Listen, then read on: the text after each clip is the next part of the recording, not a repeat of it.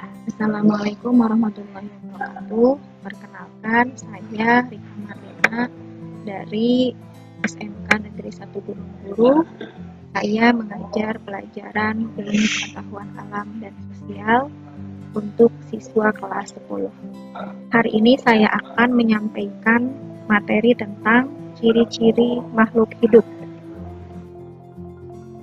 Sebelum saya menyampaikan tentang ciri-ciri makhluk hidup, di sini saya akan memaparkan mengenai tugas manusia di bumi. Manusia, Allah berikan sebuah amanah tanggung jawab sebagai pemimpin di bumi ini untuk mengelola dan juga melestarikan.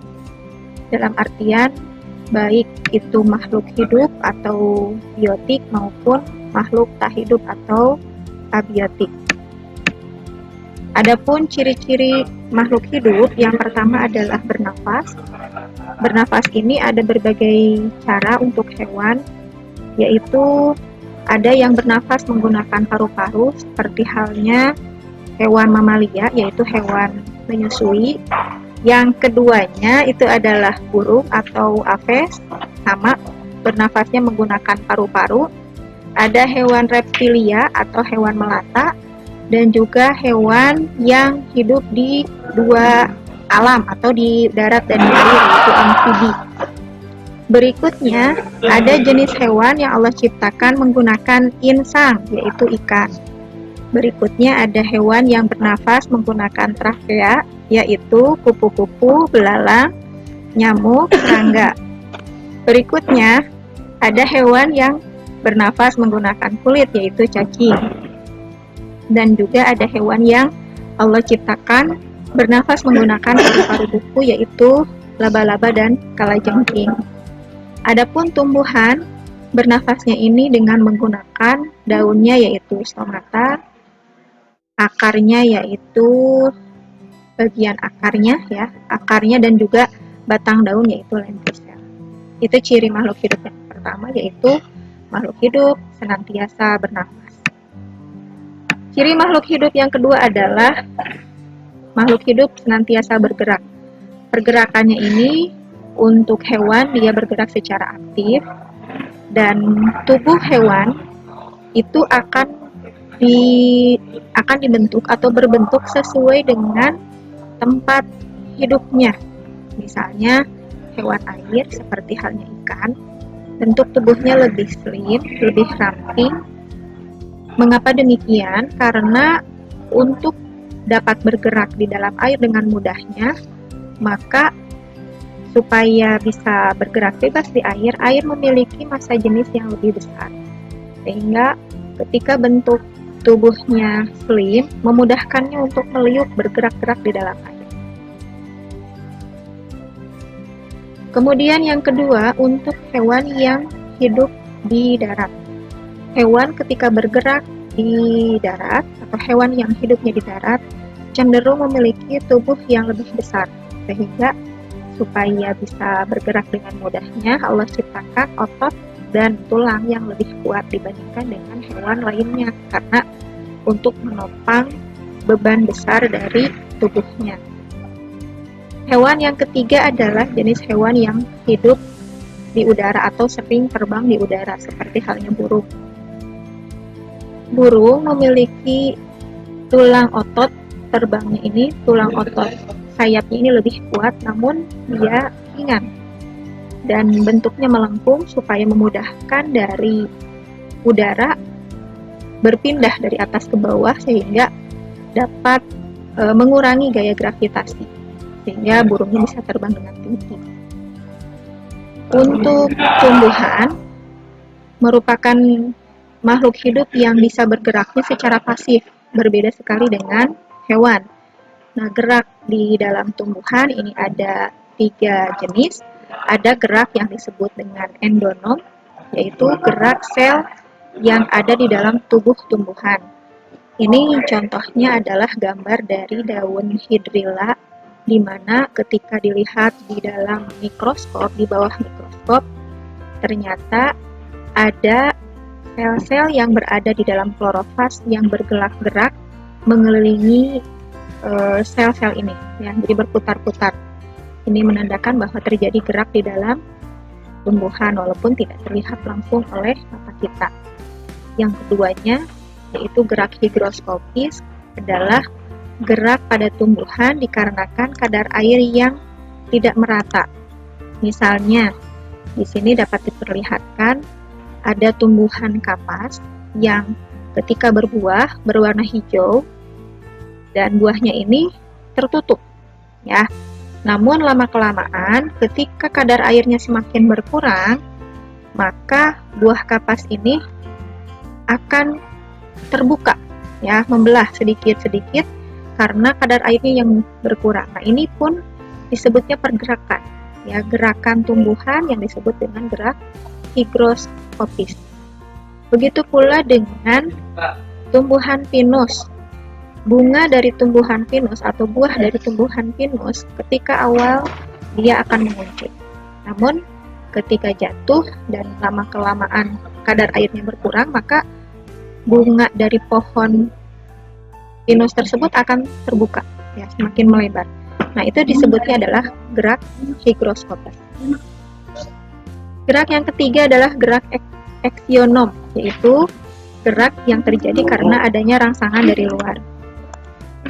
Gerak eksionom ini pada tumbuhan dibagi menjadi 3. Ada gerak tropisme, ada gerak paksis, dan gerak pasti. Ciri makhluk hidup yang ketiga yaitu berkembang biak. Makhluk hidup untuk memperbanyak spesiesnya, ada yang berkembang biak untuk hewan dengan cara bertelur atau ovipar. Contohnya adalah burung, unggas, ataupun misalnya kura-kura. Ada juga hewan yang berkembang biaknya dengan cara vivipar atau melahirkan, misalnya manusia. Kemudian ada hewan yang berkembang biak dengan cara bertelur dan melahirkan, yaitu istilahnya ovovivipar, seperti halnya ikan hiu. Ikan hiu akan bertelur, di dalam tubuhnya akan disimpan telurnya, lalu ketika sudah waktunya matang, dia akan dilahirkan, ya, telurnya akan menetas dan dilahirkan. Istilahnya adalah ovovivipar. Untuk tumbuhan, ini ada 2 jenis perkembangbiakan. Ada tumbuhan yang Allah ciptakan berkembang biak dengan cara generatif atau kawin. Misalnya adalah tumbuhan-tumbuhan yang memiliki bunga, di mana terjadi penyerbukan serbuk sari dengan kepala putih. Contohnya buah mangga, pohon jambu, bunga-bunga semua yang ada bunganya biasanya dengan cara generatif ini. Kemudian ada tumbuhan yang berkembang biak dengan vegetatif atau tidak kawin, yaitu bisa melalui tunas, bisa juga dilakukan secara stek. Misalnya adalah tumbuhan singkong, dia akan cukup dipatahkan saja batangnya dan dimasukkan ke tanah atau ditancapkan ke tanah, maka akan langsung bisa berkembang biak tanpa perlu adanya perkawinan. Ataupun umbi-umbian dan juga kunyit jahe rhizoma, ya, kunyit jahe juga bisa tanpa melakukan kawin berkembang biaknya.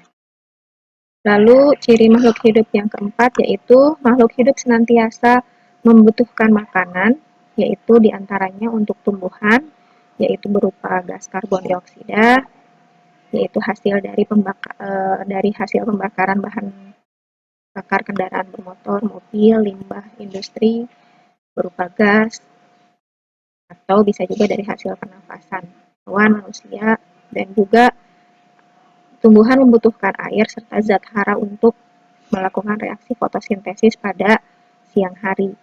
Namun untuk malam hari, tumbuhan cenderung memerlukan oksigen untuk melakukan fotosintesis.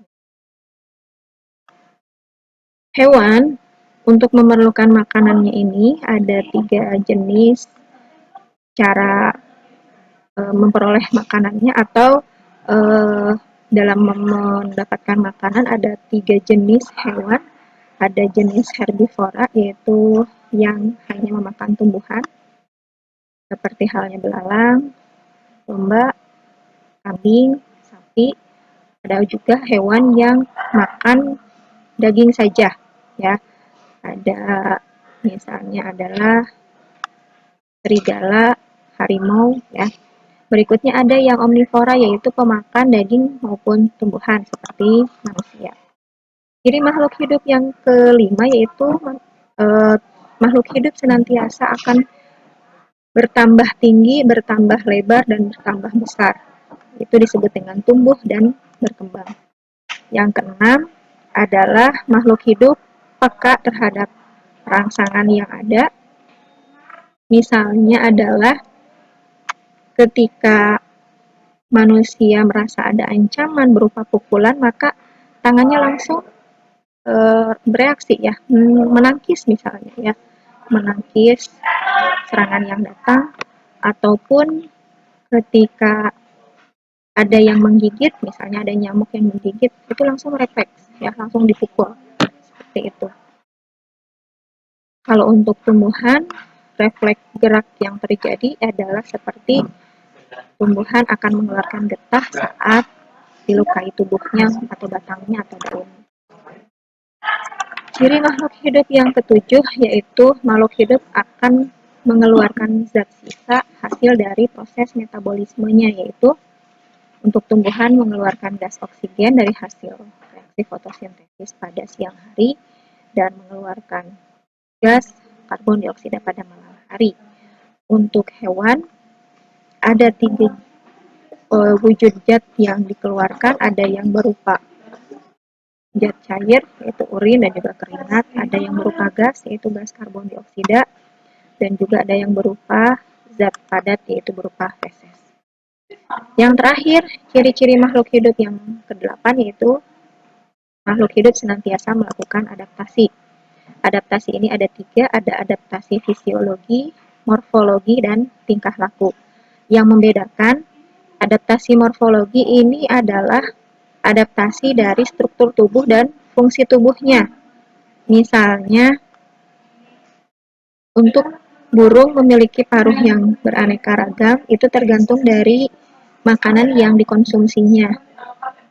Atau misalnya adalah tumbuhan eceng gondok, dia memiliki daun yang lebih lebar karena tinggalnya di atas air. Untuk memudahkan air lebih sering diuapkan supaya tidak terjadi pembusukan, maka Allah ciptakan daun eceng gondok itu lebih lebar, ya, lebar sekali, besar, seperti itu. Atau misalnya adalah pohon kaktus, dia memiliki daun yang sangat kecil karena supaya tidak terjadi penguapan uap air lebih banyak. Nah, untuk yang kedua adalah adaptasi fisiologi, yaitu adaptasi penyesuaian alat tubuh. Contohnya adalah kelelawar, dia akan mengeluarkan suara dalam rangka mengenali lingkungan di sekitarnya supaya tidak terjadi tabrakan atau benturan. Yang terakhir adalah adaptasi tingkah laku, yaitu adaptasi untuk bertahan hidup. Misalnya, bunglon akan menyesuaikan warna tubuhnya sesuai dengan pohon yang ditinggalinya. Demikian yang dapat saya sampaikan mengenai ciri-ciri makhluk hidup. Semoga bermanfaat. Assalamualaikum warahmatullahi wabarakatuh.